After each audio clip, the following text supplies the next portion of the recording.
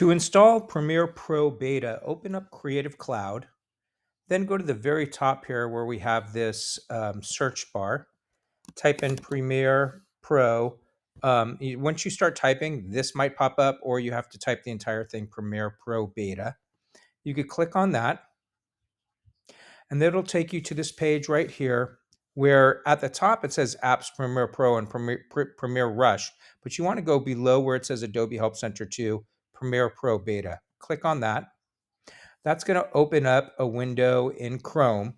And then once you get there, right in this center area right here, it says Get the Premiere Pro Beta app. So click on that. You have to make sure that you sign in. If you're previously signed into your account through Gmail, you should be fine.